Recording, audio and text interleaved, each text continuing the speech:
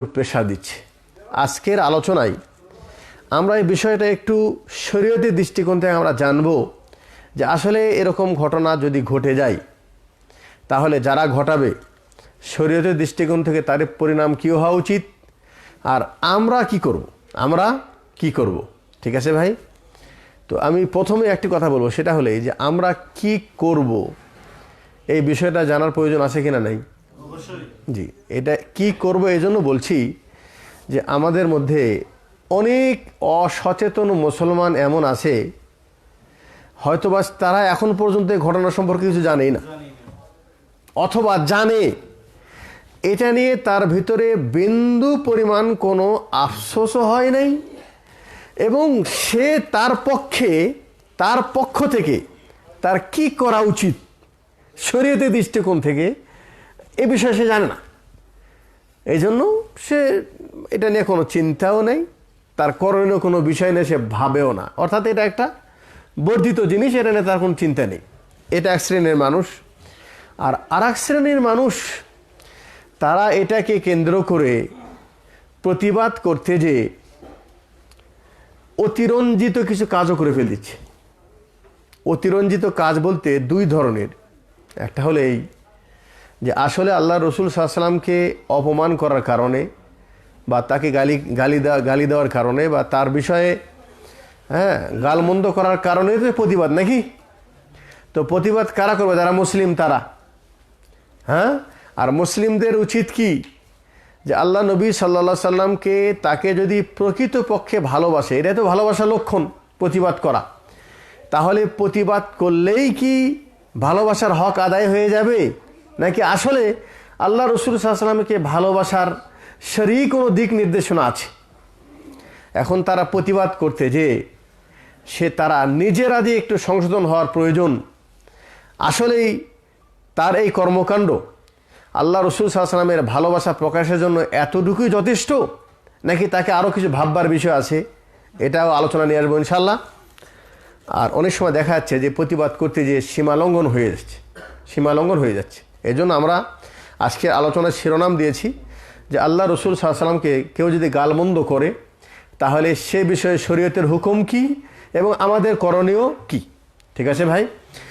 আমরা প্রথমেই জানব যে আসলে আমাদের নবী মুহাম্মদুর রাসূলুল্লাহ সাল্লাল্লাহু আলাইহি সাল্লাম যাকে নিয়ে ব্যঙ্গচিত্র করা হয়েছে, আসলে ওনার মর্যাদাটা কি, আল্লাহ পাক ওনাকে কি মর্যাদায় অধিষ্ঠিত করেছেন সেটা জানব। আর ওনাকে গালমন্দ কেউ কিছু করে বলে, মানে যে করেছে এটাই কি প্রথম, নাকি না ইতিপূর্বে আরও মানুষেরাও করেছে? করার কারণে ওনার সম্মানের কি বিন্দু পরিমাণ কোনো কমি হয়েছে? জি।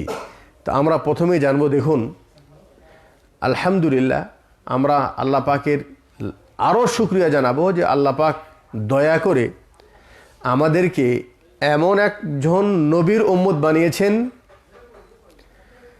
যেই নবী মুহাম্মদুর রাসূলুল্লাহ সাল্লাল্লাহু আলাইহি সাল্লাম তিনি কোনো নির্দিষ্ট সম্প্রদায়ের জন্য নবী নন, কোনো সময় একটা নির্দিষ্ট সময়ের জন্য তিনি নবী নন। আল্লাহ পাক ওনাকে পৃথিবীর সমস্ত জিন এবং মানুষ উভয়ের জন্য ওনাকে রসুল হিসাবে পাঠিয়েছেন। আল্লাহ পাক নিজে বলছেন ওমা আরসালনাকা ইল্লা কাফাতাল লিন্নাস, পৃথিবীর সমস্ত মানুষের জন্য আমি আপনাকে রসুল হিসাবে প্রেরিত করলাম। আমাদের নবী মুহাম্মদুর রাসূলুল্লাহ সাল্লাল্লাহু আলাইহি সাল্লাম তিনি এই মানব জাতির সর্বশ্রেষ্ঠ ব্যক্তি। তিনি নিজেই বলছেন আনা সাইয়্যিদু ওয়ালদি আদম আলাইহিস সালামের সন্তানের আমি কি সর্দার।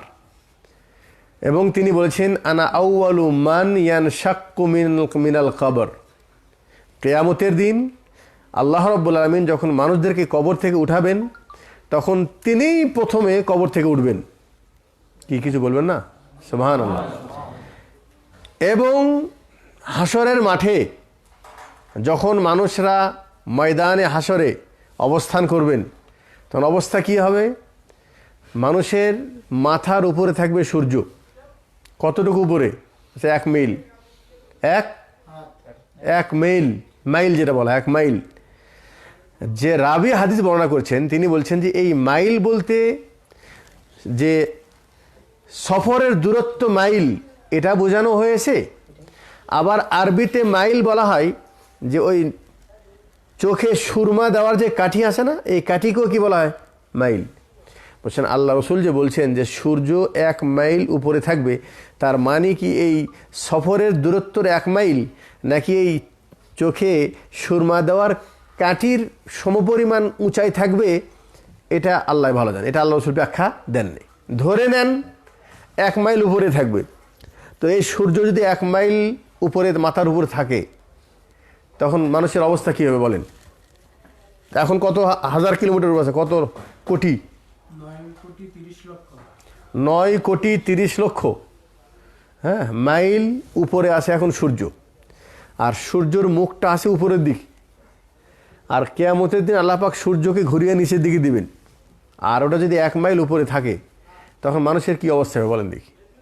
হ্যাঁ, এখন যখন সৌদি আরবে গরম রৌদ্র যখন শুরু হয়ে যাবে তখন 5 মিনিট শুধু বাইরে দাঁড়িয়ে থাকেন, রুমাল নিয়ে থাকলে সেটা তো একটা ভাব, কিন্তু আপনি ময়দানে হাসরের মাঠে দাঁড়িয়ে থাকবেন, আপনার গায়ে কোনো পরিধানের কাপড়ও থাকবে না।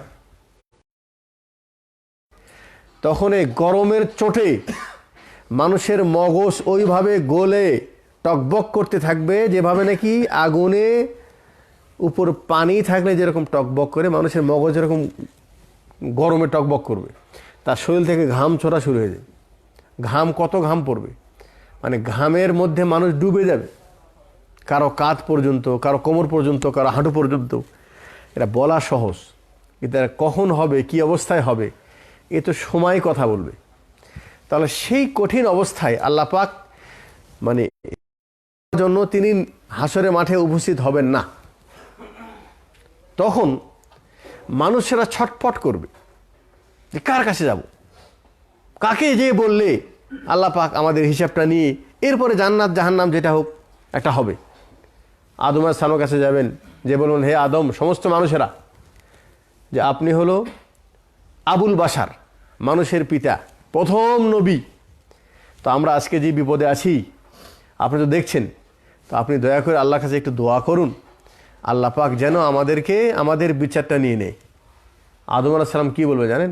বলবেন, দেখো আল্লাহ পাক, আমি আল্লাহর একটা নাফরমানি করেছিলাম, জান্নাতে একটা ফল খেতে নিষেধ করা হয়েছিল আর আমি খেয়েছি, এটা অপরাধ করেছি না, আল্লাহ পাক ক্ষমা করে দিয়েছি। কিন্তু যার ভিতরে আল্লাহর ভয় আছে, যে আল্লাহর আযাব থেকে নিজেকে ভয় করে, সে কিন্তু সবসময় ভয়ে থাকবে, জানি না আল্লাহ আমার সাথে কী আচরণ করবে। আদম আলাইহিস সালাম বললেন যে না, আজকে আল্লাহ পাক এমন রাগান্বিত হয়েছেন যে এরকম রাগান্বিত ইতিপূর্বে কোনোদিন হন নাই, হবেন না। তো এই রাগান্বিত অবস্থায় আমি আল্লাহর সামনে সুপারিশ নিয়ে যাওয়ার ক্ষমতা রাখি না। তোমরা নূহের কাছে যাও, ইব্রাহিমের কাছে যাও, এই সবাই একজন একজনকে পরামর্শ দেবেন। মুসা আলাইহিস সালামের কাছে যাও, ঈসা আলাইহিস সালামের কাছে যাও। সর্বশেষ পরামর্শ আসবে যে তোমরা শেষ নবী মুহাম্মদুর রাসূলুল্লাহ সাল্লাল্লাহু আলাইহি ওয়াসাল্লামের কাছে যাও। তখন সমস্ত মানুষেরা যে আল্লাহ রসুলকে বলবেন, ইয়া রাসূলুল্লাহ, আপনি শেষ নবী, আপনি শ্রেষ্ঠ নবী এবং সমস্ত নবীদের আপনি সর্দার। তো আজকে আপনি আল্লাহর কাছে দোয়া করে আমাদের জন্য একটু দোয়া করুন, যেন আল্লাহ পাক আমাদের বিচারটা নিয়ে নেন। তখন আল্লাহ নবী সাল্লাল্লাহু আলাইহি সাল্লাম তিনি সেজদায় রত হয়ে আল্লাহর কাছে ফরিয়াদ করবেন, হে আল্লাহ, তুমি দয়া করে আজকে তোমার বান্দার হিসাবটা তুমি নিয়ে নাও। তাহলে প্রথম এই উম্মতের জন্য সুপারিশ কে করবেন? মুহাম্মদুর রাসূলুল্লাহ সাল্লাল্লাহু আলাইহি ওয়াসাল্লাম। এটা শুধু উম্মতে মুহাম্মাদিয়ার জন্য না, সমস্ত নবীদের উম্মতের জন্য, সমস্ত মানব জাতির জন্য। সেই দিন কিন্তু সুপারিশ আল্লাহর দরবারে শুধুমাত্র নবী মুহাম্মদুর রাসূলুল্লাহ সাল্লাল্লাহু আলাইহি ওয়াসাল্লামের সুপারিশ আল্লাহ পাক কবুল করবেন। তিনি সুপারিশ করবেন এবং ওনার সুপারিশ আল্লাহ পাক কবুলও করবেন। সুবহানাল্লাহ। আজকে আপনি যাকে নিয়ে কটূক্তি করছেন, আপনি কি তার সম্পর্কে জানেন? হে অমুসলিম, তোমরা ইতিহাস পড়ো, ইতিহাস জানো যে আল্লাহ রাব্বুল আলামিন তিনি এই পৃথিবীর স্রষ্টা, তিনি এই পৃথিবীর পরিচালক, তিনি মানব স্রষ্টা, তিনি মালিক। এই পৃথিবীর সর্বশ্রেষ্ঠ যিনি মানব তিনিই হলো মুহাম্মদুর রাসূলুল্লাহ সাল্লাল্লাহু আলাইহি সাল্লাম। এবং এটা স্বীকৃতিও দিয়েছে আমেরিকা থেকে একজন লেখক, তিনি এই পৃথিবীর 100 জন শ্রেষ্ঠ মানুষের সম্পর্কে তিনি গণনা করেছেন। এই পৃথিবীর সৃষ্টির পর থেকে এখন পর্যন্ত 100 জন মানুষের তিনি তালিকা একটা বই লিখেছেন। কয়েকদিন আগে ফেসবুকে একজন এটা নিয়ে টকশোতেও আলোচনা করেছে। এবং সেই 100 জন বিশেষ শ্রেষ্ঠ ব্যক্তির মধ্যে মুহাম্মদুর রাসূলুল্লাহ সাল্লাল্লাহু আলাইহি সাল্লামকে 1 নম্বর রেখেছেন। সুবহানাল্লাহ। তাহলে তিনি অমুসলিমদের কাছেও 1 নম্বর, পৃথিবীর সমস্ত নবী রাসূলের কাছেও 1 নম্বর, সমস্ত জাতির কাছে 1 নম্বর, আল্লাহর কাছেও কি 1 নম্বরে। এই নবী মুহাম্মদুর রাসূলুল্লাহ সাল্লাল্লাহু আলাইহি সাল্লাম তিনি প্রথমে জান্নাতের দরজায় যা খটখট করবেন, তিনি প্রথমে জান্নাতে প্রবেশ করবেন। নবী মুহাম্মদুর রাসূলুল্লাহ সাল্লাল্লাহু আলাইহি সাল্লামকে আল্লাহ পাক এই পৃথিবীতে পাঠিয়েছেন এবং আল্লাহ পাক বলছেন ওয়ারাফা'না লাকা যিকরাক, হে নবী সাল্লাল্লাহু আলাইহি সাল্লাম, আমি আপনার জিকির, আপনার আলোচনাকে আমি সুউচ্চ করে দিলাম, প্রশস্ত করে দিলাম, প্রসিদ্ধ করে দিলাম। দেখুন আজকে সে আল্লাহ রাসূল সাল্লাল্লাহু আলাইহি ওয়াসাল্লামের যুগ থেকে নিয়ে কিয়ামত পর্যন্ত পৃথিবীতে কি মসজিদ আর মসজিদ ছাড়া যখনই মুসলমানরা সালাতের জন্য আজান দেয় তখন কি বলে? আশহাদু আন্না মুহাম্মাদার রাসূলুল্লাহ। তাহলে আল্লাহ রাসূল সাল্লাল্লাহু আলাইহি ওয়াসাল্লামের নাম কিন্তু আল্লাহ পাক উঁচু করে দিয়েছে, তাই নাই? যখনই কোনো মুসলমান আল্লাহ রসুল সাল্লাল্লাহু আলাইহি ওয়াসাল্লামের নাম শোনে, নাম শোনার সাথে সাথে আল্লাহ রসুল সাল্লাল্লাহু আলাইহি ওয়াসাল্লামের জন্য দরুদ পাঠ করেন, সাল্লাল্লাহু আলাইহি ওয়াসাল্লাম, দরুদ পাঠ করেন না? তাহলে সারা পৃথিবীতে কত কোটি মুসলমান আছে যারা সর্বক্ষণ আল্লাহ নবী সাল্লাল্লাহু আলাইহি ওয়াসাল্লামকে তারা দোয়া দিচ্ছেন, তার সুউচ্চ মর্যাদার জন্য তারা দোয়া করছেন এবং তার নাম তারা উচ্চারণ করছেন। আল্লাহ পাক নিজেই বলছেন আমি আপনার নামটাকে উঁচু করে দিলাম। 12 নম্বর আয়াতে বলছেন ইন্না কাফাইনাকাল মুস্তাহজিইন, হে নবী সাল্লাল্লাহু আলাইহি সাল্লাম, আপনাকে নিয়ে যে ঠাট্টা করবে, আবার আমাদের খেয়াল করো, ইন্না কাফাইনাকাল মুস্তাহজিইন, আপনাকে নিয়ে ঠাট্টাকারীদের তাদেরকে প্রতিশোধ নেওয়ার জন্য আমি যথেষ্ট। আল্লাহ, পৃথিবীতে যে কেউ দিনকে নিয়ে ঠাট্টা করেছে, নবীকে নিয়ে ঠাট্টা করেছে, আল্লাহ পাক তাদেরকে দুনিয়ায় তখনই শাস্তি দিয়েছেন এবং তাদের জন্য বড় শাস্তি অপেক্ষমান কিয়ামতের দিন। ঠিক আছে ভাই? আল্লাহ নবী সাল্লাল্লাহু আলাইহি সাল্লামকে হত্যা করার জন্য ওনার বাড়ি কি ঘেরাও করা হয়েছিল না? তারা কি হত্যা করতে পেরেছে? কথা বলেন। আল্লাহ নবী সাল্লাল্লাহু আলাইহি সাল্লামকে রাস্তাঘাটে চলার সময় মানুষরা কি গালমন্দ কথা বলে নাই? উনি সালাতে যখন সেজদায় দিয়েছেন তখন উপর থেকে ময়লা আবর্জনা তার গায়ে ফেলে দেওয়া হয় নাই? ওনাকে রাস্তায় কাঁটা দিয়ে বাধা দেওয়া হয় নাই? ওনাকে পাগল মাজনুন মানুষ বলে নাই? জাদুঘর বলে নাই? বলেছে না? অনেক কথা বলেছে। বলার পরেও আল্লাহ পাক কি ওনার বিষয়ে সামান্যতম মর্যাদার কোনো হানি করেছেন? আল্লাহ নবী সাল্লাল্লাহু আলাইহি সাল্লামের কয়টা ছেলে ছিল? 3টা। মেয়ে কয়টা ছিল? ছেলেগুলি ছোটবেলায় মারা যায়। তখন একটার পর একটা ছেলে যখন মারা যায় তখন মুশরিকরা কি বলছে? হ্যাঁ, লেস কাটা। ইন্না শানিয়াকা হুয়াল আবতার, বলছে লেস কাটা। লেস কাটা মানে কি? মোহাম্মদ যতদিন বেঁচে আছে অতদিন মানুষরা মোহাম্মদকে চিনবে, আর মোহাম্মদ সাল্লাল্লাহু আলাইহি সাল্লাম যখন মারা যাবে তার কোনো ছেলে সন্তান কেউই নেই, তার ওয়ারিস কেউ নেই, তাকে কেউ চিনবে না। কে আমার দেশে বলে না ছেলে নেই, তার ওয়ারিস কি হবে নাকি? আল্লাহ পাক বলছেন ইন্না শানিয়াকা হুয়াল আবতার, যারা আপনাকে লেস কাটা বলছে তারাই আসলে লেস কাটা, আর আল্লাহ পাক আপনার সম্মানকে বাড়িয়ে দিবে। সুবহানাল্লাহ। আচ্ছা বলেন দেখি, হ্যাঁ, পৃথিবীর আরও কত নবী, কত রসুল, কত মানুষ সন্তানওয়ালা আছে, তাদের চাইতে আল্লাহ রসুলের মর্যাদা কি কম? আল্লাহ পাক ওনাকে কি মর্যাদাই বা ওনার মর্যাদা কি কম রেখেছে? রাখেনি। তার মানে হলেই ওনাকে ছোট করার জন্য মানুষ যত রকম চেষ্টা করেছে কোনো চেষ্টা বাদ দেয়নি। আল্লাহ পাক নিজেও বলেছেন, ইউরিদুন আল ইউতফিউ নূর আল্লাহি বিআফওয়াহিম, তারা এই মুখের মাধ্যমে, মুখ দ্বারা এই গালমন্দ কথা বলে, ইসলাম সম্পর্কে টিটকারি করে, ইসলামকে খারাপ কিছু বলে আসলে মূলত তারা আল্লাহর আলোকে নিভিয়ে দিতে চায়। কিন্তু আল্লাহ বলছেন আল্লাহু মুতিম্মু নূরিহি, আল্লাহ পাক বলছেন যে আমি এই ইসলামের আলোকে টিকে রাখবো। সুবহানাল্লাহ। মানুষ এটাকে প্রতিহত করতে পারবে না, নিভিয়ে দিতে পারবে না। আজকে সারা বিশ্বের সবচাইতে সংখ্যায় কারা বেশি? খ্রিস্টানরা। দ্বিতীয়ই কিন্তু মুসলমানের সংখ্যা সবচেয়ে বেশি। মুসলমানের সংখ্যা দ্বিতীয় হলেও এদের দাপট, এদের পরিচিতি, এদের সম্মান পৃথিবীর সমস্ত জাতি চাইতে বেশি। এবং পৃথিবীর প্রত্যেকটা জায়গায় মুসলমান আছে। যেখানেই মুসলমান আছে সেখানে মুসলমানের মসজিদ বানানোর চেষ্টা করে, সেখানে আজান দেয় এবং তারা সেখানে দ্বীনের প্রচার করে। আলহামদুলিল্লাহ, দ্বীন প্রতিষ্ঠা করার চেষ্টা করে। এমন একটি সম্প্রদায় যারা আল্লাহর সবচাইতে মনোনীত দ্বীন ইসলাম, যারা সেটা মানে এবং তারাই যে সত্য এবং হকের উপর আছে, এতে কোনো সন্দেহ নেই। আর যারা অন্য যারা আছে সারা সবাই কি? বাতিল।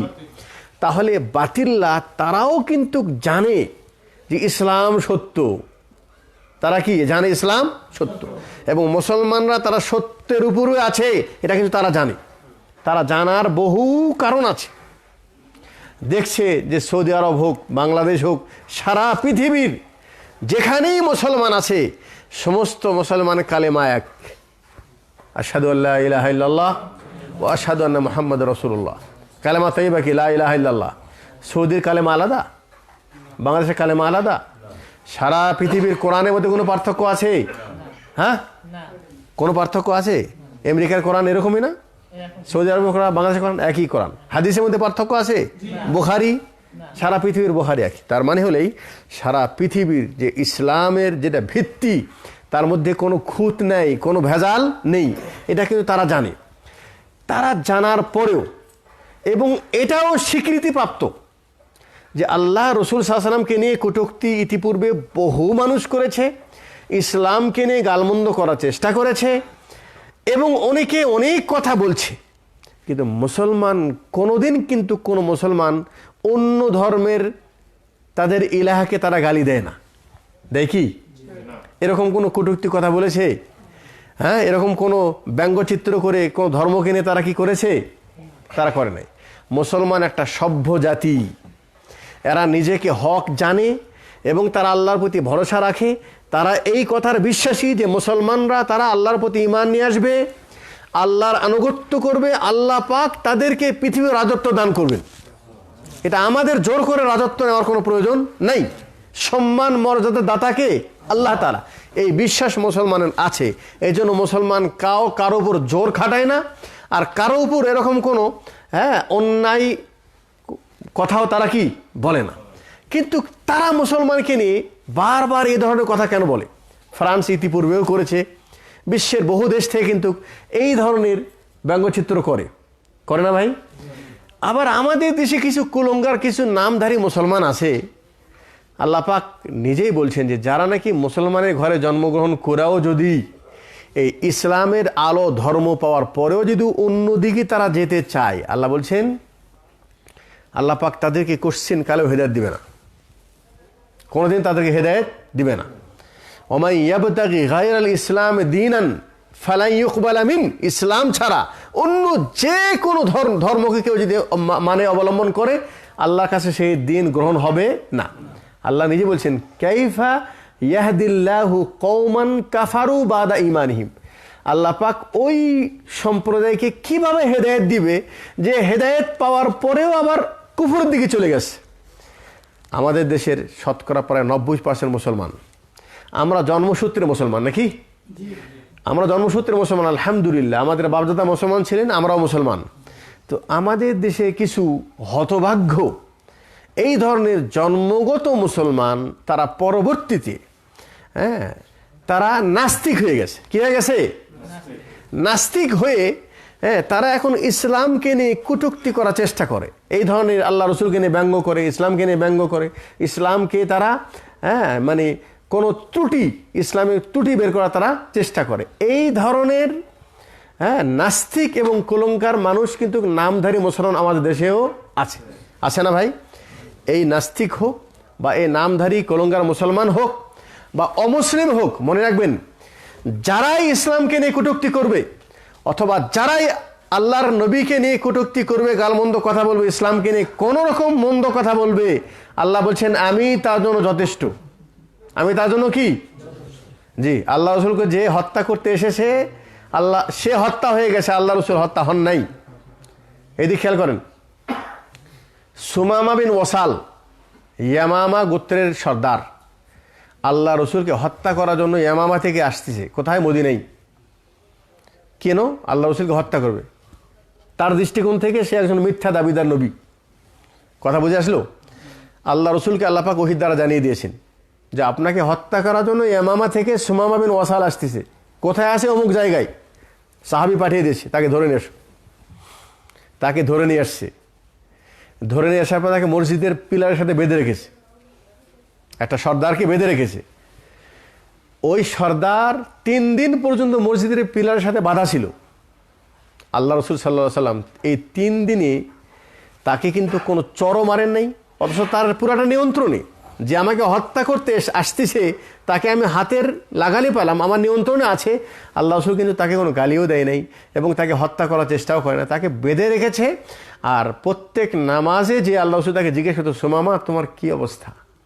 বলছেন, ইয়া রাসূলুল্লাহ, আপনি এটা মনে করেন না, আপনি যাকে আটকে রাখছেন এই কোনো সাধারণ মানুষ না।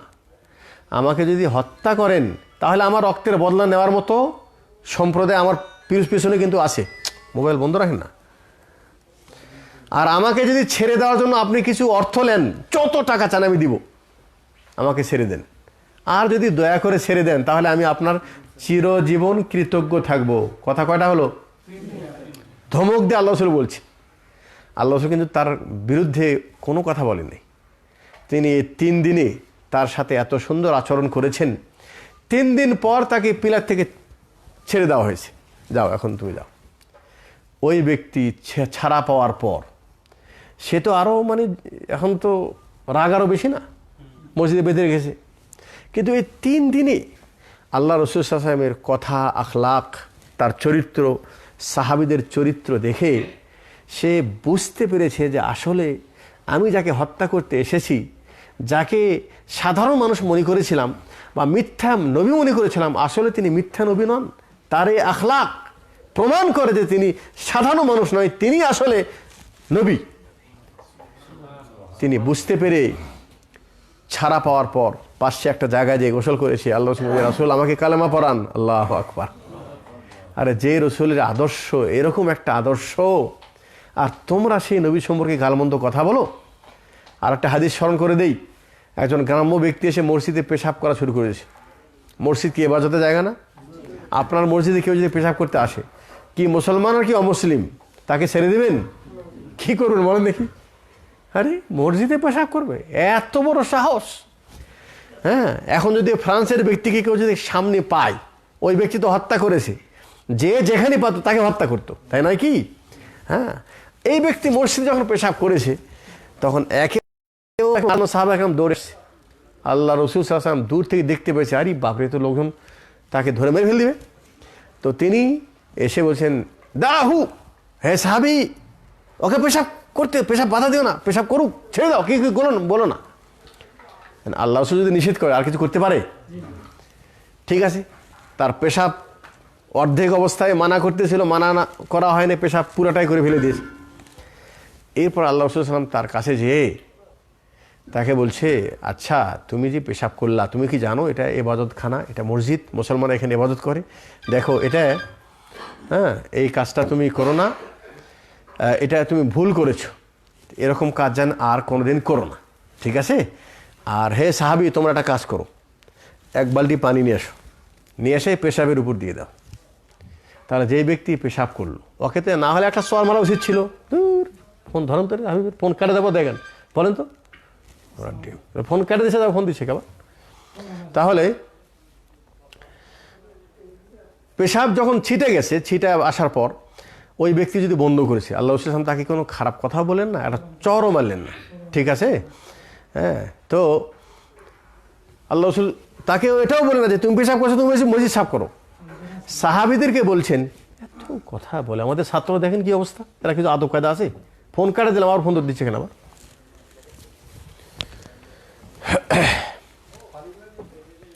তাহলে সাহাবিদেরকে বলা হয়েছে তোমরা বালতি নিয়ে এসে পানি দিয়ে পেশাবটাকে ধুয়ে দাও। ওই ব্যক্তি দিলে দাগ কেটেছে, আরে আমি করলাম অপরাধ, অন্যরা তো আমাকে মারতে আসছে, আর এ কোন মানুষ, এ কেমন মানুষ, আমাকে মন্দ কিছু বললেন না, আর উল্টে অন্যদেরকে বলছে তোমরা পানি নিয়ে এসে মসজিদটাকে ধুয়ে দাও। দেখেন এই সুন্দর আখলাক, তার মনে দাগ কেটে ওই ব্যক্তি ইসলামে ঢোকার উপায় হয়ে গেছে। সে বাইরে যে গোসল করে এসে আল্লাহ রসুল বলেন, রসুল আমাকে কালেমা পড়ান। চলো, যেই নবীর আখলাক, এরকম আখলাক, এবং যেই নবী নিজে বলছেন আনা বইস্তুলি উতাম্মিমা মাকারিমাল আখলাক, আল্লাহ পাক আমাকে পাঠিয়েছেন যেন আমি আখলাকের মানে একেবারে সুউচ্চ দৃষ্টান্ত যেন আমি পরিপূর্ণ করতে পারি। আখলাককে পরিপূর্ণ করার জন্য আল্লাহ আমাকে পাঠিয়েছেন। আর সেই নবীকে নিয়ে যারা আছে কটূক্তি করতেছে, আসলে কটূক্তি করে তার ঠিকানা জাহান্নামের নিচে বানিয়ে নিচ্ছে। আর আল্লাহ পাক তার কটূক্তি করে আমাদেরকে পরীক্ষা করতেছে, তোমরা কি করো, তোমাদের অবস্থান কোথায়। কথা বুঝে আসলো ভাই? তাহলে আমি একে দুটো কথা বলছি। একটা হলেই আল্লাহ রসুল সাল্লাল্লাহু আলাইহি ওয়াসাল্লামকে ব্যঙ্গচিত্র করা, গালিগালাজ করা, মন্দ বলা, ওনাকে নিয়ে টিটকারি করা, দিনকে নিয়ে টিটকারি করা নতুন কোনো ঘটনা নয়, ইতিপূর্বেও করেছে। যারা করেছে তারা ধ্বংস হয়ে গেছে, তারা নিশ্চিহ্ন হয়ে গেছে। আল্লাহ রসুল সাল্লাল্লাহু আলাইহি ওয়াসাল্লামের মর্যাদা আল্লাহ পাক আরও বাড়িয়ে দিয়েছেন।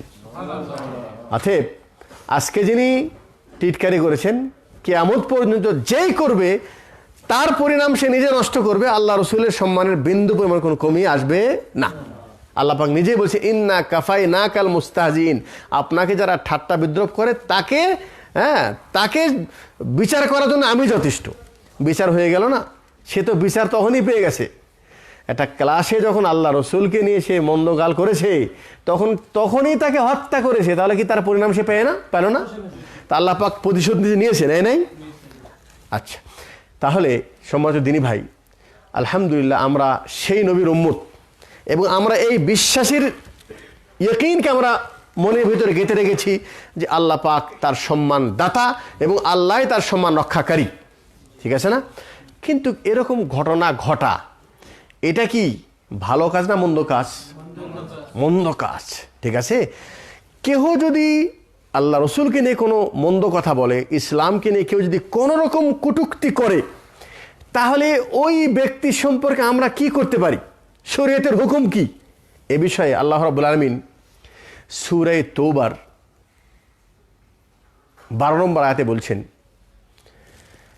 যে ওয়া ইন নাকাসু আইমানাহুম বিম বাদি আহদিহিম ওয়া তাআনু ফি দীনিকুম, যে যারা তোমাদের দ্বীনের উপর যারা টিটকারি করবে, টান করবে, মন্দ কিছু বলবে, ফাকাতিলু আইম্মাতাল কুফরি, তাদের লিডারকে তোমরা হত্যা করে দাও। তাদের লিডারকে কি করো? হত্যা করো, ঠিক আছে? এই আয়াত কোথায় বললাম? সূরা তওবার 12 নম্বর আয়াত। এই আয়াতের ব্যাখ্যায় ইবনে কাসির রাহিমাহুল্লাহ তিনি বলছেন ওয়ামিন হাহুনা উখিযা কাতলু মান সাব্বার রাসূল সাল্লাল্লাহু আলাইহি ওয়াসাল্লাম। এই আয়াত থেকে এই দলিল নেওয়া হয়েছে যে ওই ব্যক্তিকে হত্যা করতে হবে যে ব্যক্তি আল্লাহ রসুলকে গালি দিবে। কথা বুঝে আসলে? আউ মান তাআনা ফি দীন ইসলাম, অথবা যে ব্যক্তি ইসলামকে নিয়ে কটূক্তি করবে ওই ব্যক্তির পরিণাম হত্যা। এই কোরআনের এই আয়াত এটাই প্রমাণ করে। কথা বুঝে আসলে? দলিল পাওয়া গেল। ইমাম কুরতুবী তিনি বড় মুফাসসির, তিনি বলছেন ইস্তাদাল্লা বাযুল উলামা বিহাদিল আয়া আলা উজুবি কাতলি কুল্লু মান তাআনা ফিদ দীন ইদ হুয়া কাফির। বলছেন যে কেউ ব্যক্তি যদি দ্বীনকে নিয়ে কোনো কটূক্তি করে এবং দ্বীনকে নিয়ে কেউ যদি কোনো মন্দ কথা বলে, তাহলে সে ব্যক্তি কাফের এবং তাকে হত্যা করা ওয়াজিব। তাকে হত্যা করা কি? ওয়াজিব। ইবনুল মুনজিরি তিনি বলছেন আজমা আম্মাতু আহলিল ইলম আলা আন্না মান সাব্বান নবী সাল্লাল্লাহু আলাইহি ওয়াসাল্লাম আলাইহিল কতল। এ বিষয়ে সমস্ত উম্মতে মুহাম্মাদের ঐক্য আছে যে আল্লাহ রসুলকে গালি দিবে, দ্বীনকে নিয়ে কোনো কটূক্তি করবে, ওই ব্যক্তির পরিণাম হত্যা। তাকে কি করতে হবে? হত্যা করতে হবে। ইমাম আহমদ বিন হাম্বল রাহিমাহুল্লাহ তিনি বলছেন, কুল্লু মান শাতামান নবী সাল্লাল্লাহু আলাইহি ওয়াসাল্লাম আও তুনাক্কিসাহু মুসলিমান কানা আও কাফিরান ফালাইহিল কতল। মুসলমান হোক অথবা কাফের হোক, কেউ যদি আল্লাহ রসুলকে গালি দেয় অথবা তাকে কেউ অসম্মানজনক কোনো কথা বলে, তাহলে তাকে হত্যা করতে হবে। ইমাম মালিক বলছেন, মান সাব্বান নবী সাল্লাল্লাহু আলাইহি ওয়াসাল্লাম আও শাতামাহু আও আবাহু আও তুনাক্কিসাহু কুতিল মুসলিমান কানা আও কাফিরান ওয়ালা ইউস্তাতাব। বলছেন কেউ যদি আল্লাহ রসুলকে গালি দেয় অথবা তার কোনো খুঁত ত্রুটি বর্ণনা করার চেষ্টা করে অথবা তার কোনো অসম্মানজনক কোনো কথা বলে, তাহলে তাকে হত্যা করতে হবে, সে মুসলমান হোক অথবা কাফের হোক। ওয়ালা ইউস্তাতাব, এরকম কথা বলার পর এসে যদি বলে না ভুল হয়ে গেছে আমাকে মাফ করে দেন, তাকে মাফ করা হবে না। কথা বুঝে আসলো? যে এরকম অপরাধ করবে তার শাস্তি হত্যা। সে যদি পরবর্তীতে ভুল স্বীকার করে সেটাও গ্রহণ করা যাবে না। ঠিক আছে? ইবনে তাইমিয়া রাহিমাহুল্লাহ তিনি এমন কথাই বলছেন, মান সাব্বান নবী সাল্লাল্লাহু আলাইহি ওয়াসাল্লাম মুসলিমুন আও কাফিরুন ফাইন্নাহু ইয়াজিবু কতলুহু। মুসলমান হোক কাফের হোক তাকে হত্যা করা কি ওয়াজিব। দলিল হাদিস থেকে দলিল আছে।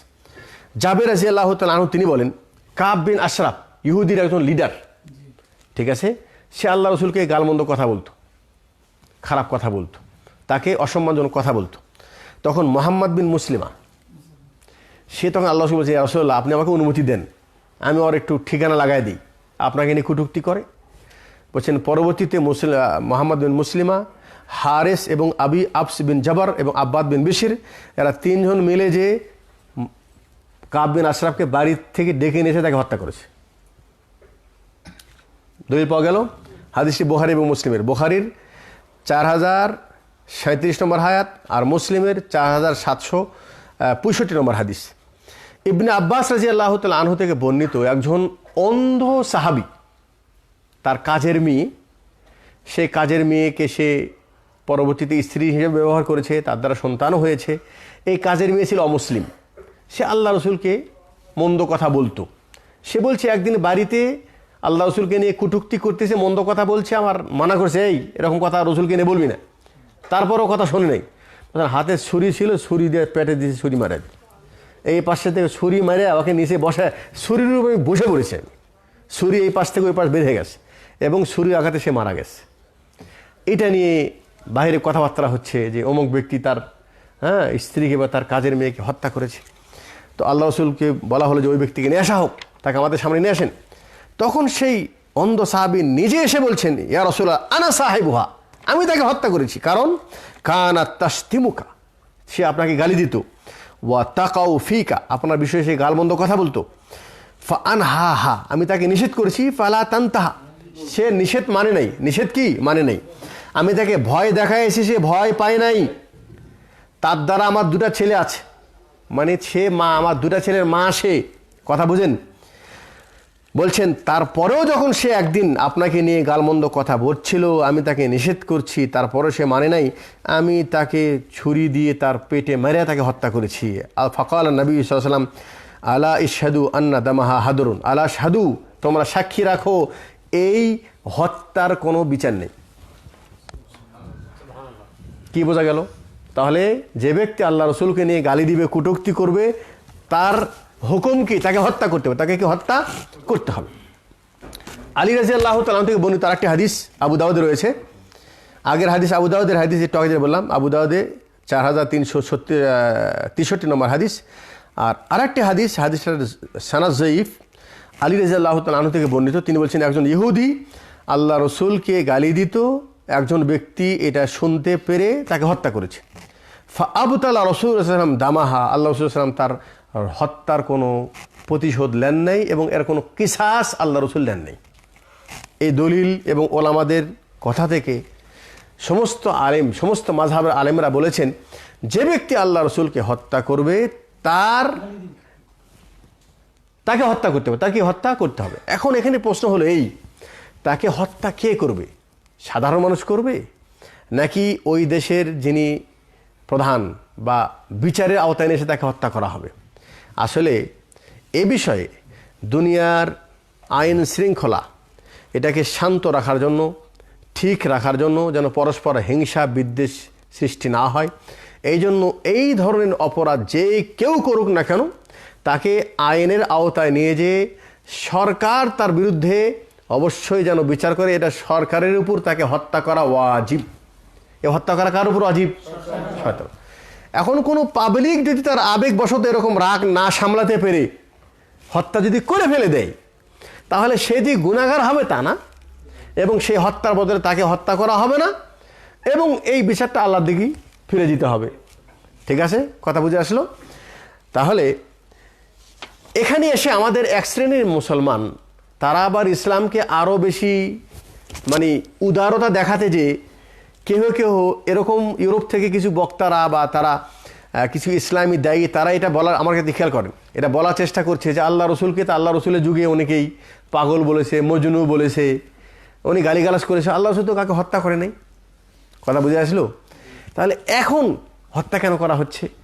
তো দেখুন, আল্লাহ নবী সাল্লাল্লাহু আলাইহি সাল্লামকে যেই সময় গালমন্দ করা হচ্ছিল, যখন ওনার বিরুদ্ধে মানুষরা অনেক কথা বলতো, কষ্ট দিত, তখন কি জিহাদ ফরজ হয়েছিল? তখন তো ওনাকে বলা হয়েছে আপনি সবর করেন, ধৈর্য ধারণ করুন, প্রতিশোধ নেন না।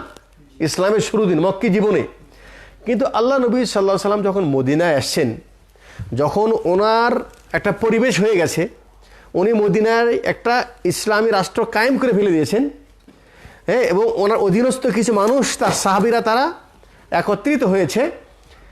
আল্লাহ পাক তখন সূরা হজের আয়াত নাযিল করেছেন যে উযিনা লিল্লাযীনা ইউকাতালুনা বিআন্নাহুম যুলিমু, হ্যাঁ, যে আপনাদেরকে অনুমতি দেওয়া হলো জিহাদ করার, কারণ জুলিমু, আপনাদের উপর অনেক জুলুম করা হয়েছে। জুলুম কোথায় করা হয়েছে? মক্কায়। এখন জুলুম যদি কেউ করে, তাহলে আপনাকে আর ধৈর্য ধারণ করার প্রয়োজন নেই, এখন প্রতিশোধ নেন। এখন কি নেন? প্রতিশোধ নেন। তারপরে থেকে আল্লাহ নবী সাল্লাল্লাহু আলাইহি সাল্লামকে কেউ কুটুক্তি করে কেউ পার পেয়েছে? পার পান নাই। এখন জিহাদ ফরজ হয়ে গেছে। এই জিহাদের কাজ করবে রাষ্ট্রপ্রধান। রাষ্ট্রপ্রধান যদি না করে, এই দায়িত্বটা রাষ্ট্রপ্রধানের উপর ওয়াজিব, আর আমাদের উপর মুস্তাহাব। আমাদের উপর কি? মুস্তাহাব। আচ্ছা, যাই হোক, কি বোঝা গেল? যে এই নিয়ে যারা বলার চেষ্টা করছে যে আল্লাহ রাসূল সাল্লাল্লাহু আলাইহি ওয়াসাল্লাম তিনি তো কোনদিন প্রতিশোধ নেয় নাই, তাদের ইসলাম বোঝার ক্ষেত্রে ভুল আছে। ইসলাম কি আছে? ভুল আছে। আমরা বলি সালফে সালেহিন, আমরা কোরআন হাদিস থেকে দলিল নিব, কিন্তু ওই কোরআন হাদিস দলিলটা আমরা ওইভাবে বুঝবো যেভাবে সাহাবা একরাম বুঝেছেন। আমি 1400 বছর পর আমি নিজের থেকে একটা দলিল বের করে ওটাকে ব্যাখ্যা করার চেষ্টা করব না। যারা এই ভুলটা করছে, শুধু এই মাসলায় নাই, আরও কিছু মসলাই তারা নিজেরা ঘরে বসেই ইসলামে রিসার্চ করে, হ্যাঁ, নিজের পক্ষ থেকে একটা মন্তব্য পেশ করার চেষ্টা করছে। কিন্তু কোরআনে ব্যাখ্যা ইতিপূর্বেই সাহাবা একরামরা ব্যাখ্যা দিয়ে গেছেন, তাবি ইমাম মুহাদ্দিসগণ ওনারা ব্যাখ্যা দিয়ে গেছেন। আমরা সেই ব্যাখ্যা অনুযায়ী কোরআনের ব্যাখ্যা করলেই আর এই ধরনের কথা আসবে না। শেষ কথা, ফিনিশিং কথা, সেটা হলেই যে আসলে আল্লাহ রসুলকে হোক বা দিনকে কুটুক্তি যে ব্যক্তি করবে, সে ইসলাম থেকে বেরো যাবে। সে মুসলমান হোক, তাকে হত্যা করতে হবে, তার তওবা কবুল করা যাবে না। কাফের হলে তার পরিণাম হত্যা, কিন্তু এই হত্যা করার দায়িত্বটা সরকারের। দায়িত্ব কি? সরকারের। আমরা সাধারণ মানুষ কি করব? সাধারণ মানুষের জন্য করণীয় সেটা হলেই, দেখুন আল্লাহ নবী সাল্লাল্লাহু আলাইহি ওয়াসাল্লাম একটা হাদিস বলেছেন, মান রাআ মিনকুম মুনকারান ফালিয়ুগাইয়িরু বিয়াদি ফাইল্লাম ইয়াস্তাতি ফাবিলিসানি ফাইল্লাম ইয়াস্তাতি ফাবিকলবি ওয়া যালিকা আযআফুল ঈমান। যদি কোনো ব্যক্তি কোনো নেককারজনক কোনো খারাপ কাজ দেখে, তাহলে সেটা যেন হাত দিয়ে প্রতিহত করে। এটা হলো ঈমানের প্রথম স্তর। কোনো খারাপ কাজ দেখছে, হাত দিয়ে বাধা দাও তাকে। যদি হাত দিয়ে বাধা দেওয়ার ক্ষমতা তার না থাকে, জবান দিয়ে বাধা দাও, ঠিক আছে। এটাও যদি না পারো, তাহলে অন্তর দিয়ে সেই কাজটাকে ঘৃণা করে তুমি ওই কাজটাকে ঘৃণা করো। ওয়াযালিকা আযআফুল ঈমান, এটা ঈমানের সবচেয়ে নিম্ন স্তর। এখন আপনারা বলেন, যারা এই ধরনের ঘটনা শোনার পর আপনার অন্তরে কিছুই জাগেনি, হাত দিয়ে প্রতিহত করার মতো চিন্তাভাবনা আপনার মধ্যে আসে নাই, মুখ দিয়ে প্রতিহত করার মতো ক্ষমতা আপনার মধ্যে নেই, আসলে আপনি কি এই বিষয়টাকে মন দিয়ে কি আপনি নিন্দা করেছেন? যদি অন্তর দিয়ে ঘৃণা করে থাকেন, এদিকে খেয়াল করেন, ঘৃণা করার স্তর আছে। ঘৃণা করার কি স্তর আছে? যদি আপনি কাউকে ঘৃণা করেন, ঠিক আছে না, তাহলে ঘৃণার এখন বর্তমান ঘটনা ঘটেছে কোথায়? ফ্রান্সে। আমরা কি সেখানে যে হাত দিয়ে তাকে মারতে পারবো? আচ্ছা, আমরা এখান থেকে জবান দিয়ে আমি তার প্রতিবাদ করতে পারবো, যেমন আজকে বক্তব্য দিয়ে করছি। এটা একটা প্রতিবাদের একটা মাধ্যম, ঠিক আছে না। হাত দিয়ে লেখে হাত দিয়ে যেমন তাকে বাধা দেওয়া যায়, কলম দিয়ে, হাত দ্বারা কলম দিয়ে লেখেও প্রতিবাদ করা যায়।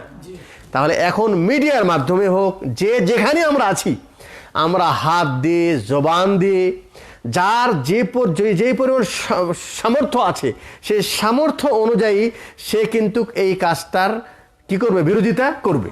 ঠিক আছে না? দেখেন আপনি এই বিরোধিতার মধ্যে আপনি আছেন কিনা। তাহলে আমরা ফ্রান্সে যে হাত দিয়ে বাধা দিতে না পারলেও কলম দিয়ে বাধা দিতে পারবো, জবান দিয়ে বক্তৃতার মাধ্যমে বাধা দিতে পারবো। আচ্ছা, এই জবান দিয়ে আরেকটা জিনিস আছে, সেটা হলেই যে বর্তমানে যেহেতু সারা বিশ্বে গণতান্ত্রিক ধারা হিসাবে সরকারকে যদি আমরা কিছু বলতে চাই, তাহলে হয় মিডিয়ার মাধ্যমে বলতে হবে, আর না হয় রাস্তায় বের হয়ে বলতে হবে। রাস্তায় বের হয়ে বলতে হবে। রাস্তায় যদি আমি একাই দাঁড়াই, কিছু হবে? আর যদি 100-500 মানুষ রাস্তায় দাঁড়িয়ে যদি বলে যে আমাদের দাবি এই, তখন সেটা সাংবাদিকরা সেটাকে মিডিয়ায় প্রচার করবে এবং এটা সরকারের কানে পৌঁছে যাবে এবং সারা বিশ্বের মিডিয়ার কাছে পৌঁছে সবার কানে এটা কি পৌঁছে যাবে। তাহলে আমার এই কথাটা পৌঁছানোর মাধ্যমে একটা সোশ্যাল মিডিয়া অথবা রাস্তায় দাঁড়িয়ে মানববন্ধনের মাধ্যমে আমি আমার প্রতিবাদটাকে প্রকাশ করতে পারি, এতে কোনো ইসলামের কোনো বাধা নেই। এখন আরেকটা জিনিস সেটা হলেই যে আমি এটাকে প্রতিহত করতে যে হরতাল ডাকলাম, গাড়ি ভাঙচুর করলাম, এবং এখন যেটা দেখা যাচ্ছে ঢাকায় হচ্ছে, মানে অনেক বড় আকারে করতে যে অনেক সময় দেখা যাচ্ছে এমবিসি ঘেরাও করা, এবং সেখানে পুলিশদের সাথে হাতাহাতি, সরকারি লোকদের সাথে মানে সংঘর্ষে যাওয়া, এটা কিন্তু অতিরিক্ত হয়ে যাচ্ছে, অতিরঞ্জিত হয়ে যাচ্ছে। এর কারণটা হলে যে দেখুন, আমরা আমাদের সাধ্য অনুযায়ী প্রতিবাদ করব, আমাদের ঈমান বাঁচানোর তাগিদে, আর আল্লাহ রসুলকে সম্মান রক্ষা করার দায়িত্ব আল্লাহ যথেষ্ট। আমার দায়িত্ব, আমার যতটুকু সাধ্য আছে সেই সাধ্য অনুযায়ী শরীয়ত বৈধ পন্থায় আমি সেটাকে প্রতিহত করতে পারবো। এখন এই কথায় যখন আমাদের কোনো দায়ী ভাই বলেছে যে আসলে প্রতিবাদ করতে গেলেও প্রতিবাদের ভাষাটাও শরীয়ত ভাষা হতে হবে, সেটা যদি আমি প্রতিবাদ একটা অন্যায়কে থামাতে যাই, আমি আমার দ্বারা আরও 5টা অন্যায় হয়ে যায়, তাহলে একটু কিন্তু এটা আরও ফাসাদ হলো। কি হলো? এই কথাকে আবার ব্যঙ্গ করে যে তোমরা টিভিতে বসে, তোমরা এসিতে বসে শুধু বক্তব্য দাও, এই বক্তব্য কি কাজ হবে? আসলে শরীয়ত কিন্তু এটা আবেগের নাম নয়, আবেগ দিয়ে শরীয়ত বোঝার অবকাশ নেই। শরীয়তকে বুঝতে হবে শরীয়তের দলিলের আলোকে। সেই হিসাবে আমরা বিশ্বাস রাখি এই পৃথিবীর শক্তিধর আল্লাহর হাতে। তিনি আল্লাহ, তিনি শক্তিধর এবং তার হাতে পৃথিবীর নিয়ন্ত্রণ। তিনি যাকে ইচ্ছা সম্মানিত করবেন, যাকে ইচ্ছা তাকে তিনি লাঞ্ছিত করবেন। আসলে এই ধরনের ঘটনা ঘটে আমাদের ঈমান আল্লাহ পাক দেখতে চায় যে তার বান্দার ঈমানটার অবস্থাটা কি। কে হাত দিয়ে বাধা দিবে, কে জবান দিয়ে বাধা দিবে, এবং কে মুখ অন্তর থেকে ঘৃণা করে বাধা দিবে। আচ্ছা, তাহলে কি বললাম? হাত দিয়ে বাধা দেওয়ার শক্তি আমাদের নেই, কিন্তু আমি কলম দিয়ে লিখে বাধা দিতে পারবো।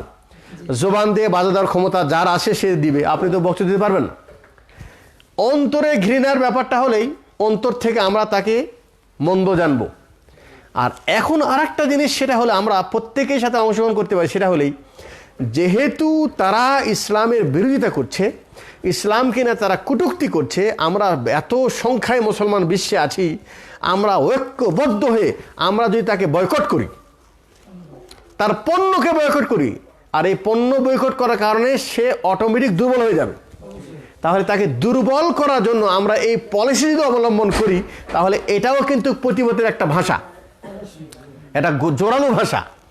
এই ভাষায় কিন্তু আমরা প্রত্যেক মুসলমান শরিক হতে পারি। কথা বুঝে আসলো? তাহলে যেইটা শরিক হওয়া আমার জন্য সম্ভব, আপনি সেটা কি হয়েছেন কি না, এটা একটা ব্যাপার, সেটা হয়েছেন কি না। ঠিক আছে, যদি হন আলহামদুলিল্লাহ, আর যদি না হয়ে থাকেন তাহলে আপনি এখনই ঈমান বাঁচানোর জন্য হয়ে যান।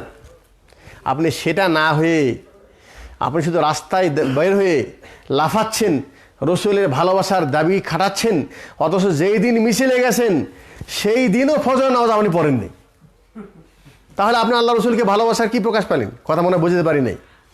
আল্লাহ রসুলের আদর্শ আপনার চেহারার মধ্যে নেই, আল্লাহ রসুলের আদর্শ আপনার পোশাকের মধ্যে নেই, আল্লাহ রসুলের সেই ফ্রান্সের কাপড় পরে আপনি আসেন, সেই ইহুদি নাসারার পুরাটা কালচার আপনার বাড়ির মধ্যে আছে, পুরাটা ফ্যামিলি আপনার বাড়ির ইসলামের কালচার নেই, ইসলামী আদর্শ নেই, ইসলামী আখলাক নেই, না আপনার বাড়ির ব্যক্তি জীবনে আসে, না পারিবারিক জীবনে আসে, না ব্যবসায় আসে, না কোনো রাষ্ট্রীয়ভাবে আসে, কোথাও ইসলামের প্রাধান্য নেই।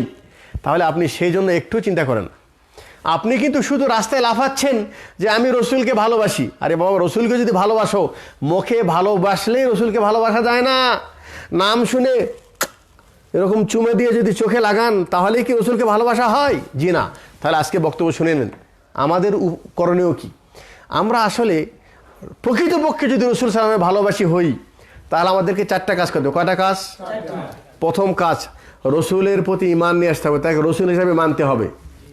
2 নম্বর, আল্লাহ রসুল সাল্লাল্লাহু আলাইহি ওয়াসাল্লাম যে শরীয়ত নিয়ে এসেছে সেটাকে বিশ্বাস করতে হবে। তিনি কি নিয়ে আসছেন? কোরআন এবং হাদিস। একটা মানলে আরেকটা ছেড়ে দিলে হবে? 3 নম্বর, আল্লাহ রসুলের আনুগত্য করতে হবে। ওনার কি করতে হবে?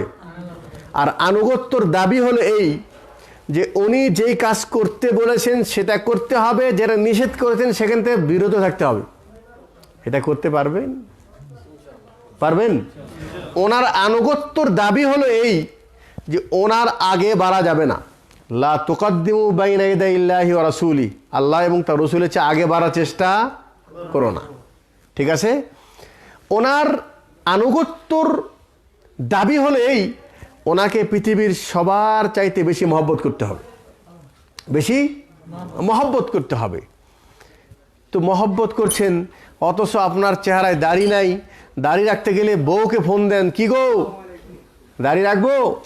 বউ বলছে তুমি যদি দাড়ি রেখে আসো তাহলে আমার বান্ধবীরা কি বলবে, আরে এতে বুড়ো হয়ে গেছে তোমার স্বামী, এই লজ্জার কাকে দেখাবো, অতএব দাড়ি রেখো না। আপনি তো কালকেই মিছিল নিয়ে বের হলেন রসুলের মহব্বতে। তাহলে মহব্বত কি খালি মুখে বললেই হবে, নাকি আদর্শ নিয়ে আসতে মহব্বত? যে আল্লাহ রসুল সাল্লাল্লাহু আলাইহি ওয়াসাল্লামের প্রকৃত যদি ভালোবাসেন তাহলে ওনার প্রত্যেকটা কর্ম আপনার জীবনে বাস্তবায়ন করতে হবে। কয়টা কল হলো? 3টা হলো। তার প্রতি ঈমান, তার শরীয়তকে বিশ্বাস, তার আনুগত্য। 4 নম্বর হলো এই, ওনাকে কেউ যদি, ওনার সাথে কেউ যদি শত্রুতা করে তাহলে আপনিও তার সাথে শত্রুতা করবেন। আপনারা কি করবেন? শত্রুতা করবেন। যে দিনের বিরুদ্ধে বলবে, আল হুব্বু লিল্লাহ ওয়াল বুগযু লিল্লাহ, ভালোবাসা দিনের কারণে এবং ঘৃণাটাও দিনের কারণে। ঠিক আছে না? আমাদের পরস্পর সম্পর্ক হয়েছে দুনিয়ামুখী। কি সম্পর্ক হয়েছে? দুনিয়ামুখী। দিন থাক না থাক, ব্যবসায় লাভ সেটাই করুক। ঠিক আছে না? সে মুসলমান হোক ও মুসলিম হোক। হ্যাঁ, মুসলমান সাথে মুসলমান, আল মুমিনুনা বা'দুহুম আউলিয়া বা'দ, মুসলমান ভাই, একে অপরের সহযোগিতা করবে, একে অপরকে ভালোবাসবে। এখন আমরা কি দুনিয়াবি ক্ষেত্রে এক পাশে মুসলমান, একটা অমুসলিমকে বেশি প্রাধান্য দিচ্ছি। ওখানে আমাদের দিনের কিছু নেই, দিনের কিছু নেই। ঠিক আছে না? এই জন্য ভাই আসলে আমাদের মুসলমানকে সচেতন হতে হবে। এই ধরনের ঘটনা ঘটে 2টা কারণ ঘটে। একটা হলেই আল্লাহ পাক মুসলমানদের ঈমান যাচাই করতে চাই। আর আরেকটা ইম্পর্টেন্ট কথা বলবো, যেটা আমি আজ পর্যন্ত কারো মুখে শুনিনি, সেটা হলেই আমি মনে করি যে এই ধরনের ঘটনা আসলে তারা ঘটায় কেন জানেন? তারা কিন্তু জানে যে মুসলমানরা এটা কোনোদিন মেনে নেবে না এবং তারা প্রতিশোধ নেওয়ার চেষ্টা করবে। তারা জানে, ইতিপূর্বে ইতিহাস সাক্ষী। তারপরেও তারা করে কেন? তাদেরকে নিয়ে ব্যঙ্গচিত্র করা হবে। আজকে কত জায়গায় ফ্রান্সের প্রেসিডেন্টের মূর্তি জ্বালানো হচ্ছে না? তারা কিন্তু জানে এটা ঘটবে, তারপরে কেন করে জানেন? আসলে এই জন্য করে যে তারা আসলে চায় না যে দুনিয়াটা শান্তভাবে পরিচালিত হোক। মুসলমানরা কত আখলাক সুন্দরভাবে, তারা কোথাও কোনো অনিয়ম চলছে, লকডাউনের পর একেবারে শান্তভাবে সারা পৃথিবী চলছে। দেখেন, আবার মুসলমানদেরকে উস্কানি দিয়ে এই ধরনের মাঠ গরম করে এখন মুসলমানদেরকে জঙ্গি বানাচ্ছে। মুসলমানরা তারা ভাঙচুর করতেছে, তাদেরকে কিভাবে আটকানো যায়। হ্যাঁ, এই বাহানায় মুসলমানদের মসজিদ বন্ধ করা যায়। কথা বুঝে আসলো? মুসলমানদেরকে কোণঠাসা করা আর মুসলমানদেরকে বদনাম করার জন্য, আর বদনামের মানে পুরাটা দায় মুসলমানদের উপর একটার পর একটা দেওয়ার জন্য এইগুলো সব পায়তারা করতেছে। অমুসলিমরা ইরাকে এসে লাখ লাখ মানুষকে, হ্যাঁ, আফগানিস্তানে এসে লাখ লাখ মানুষকে অন্যায়ভাবে হত্যা করলেও সেটা কোনো দোষণীয় নয়। আর যদি ফিলিস্তিনের মুসলমানরা তাদের দেশ রক্ষার কারণে তাদের জমি, তাদের জায়গাকে নিজের নিয়ন্ত্রণে রাখার জন্য ইসরায়েলের বিরুদ্ধে যদি একটা ঢেল মারে, তাহলে ফিলিস্তিন হয়ে যায় জঙ্গি আর ইসরায়েল হয়ে যায় সে হলো ভালো। এটা হলো এখন অমুসলিমদের এটা তাদের চিন্তা চেতনা। তো ভাই, আমাদেরকে সচেতন হওয়ার দুটা মাধ্যম, একটা হলেই মুসলমানরা সবাই এক হতে হবে। কি হতে হবে? জি, তারা যদি কাফেররা খ্রিস্টান, ইহুদি, হিন্দু, তাদের ধর্ম আলাদা, মুসলমানের বিরুদ্ধে তারা এক, তাহলে আমরা আজকে মুসলমানরা এক কেন হতে পারি না? এবং এই প্রতিবাদের অংশ হিসেবে আমার বিশ্বে যত মুসলমানের দেশ আছে, এই দেশের দায়িত্বশীল প্রধান যারা আছে, এরা যদি কালকেই ঐক্যবদ্ধ হয়ে অমুসলিমদের তাদের যদি এই প্রতিশোধ না নেওয়া পর্যন্ত তাদের থেকে যদি বাইকট ঘোষণা করে, তাহলে ওরা এমনি দুর্বল হয়ে পড়বে নাকি?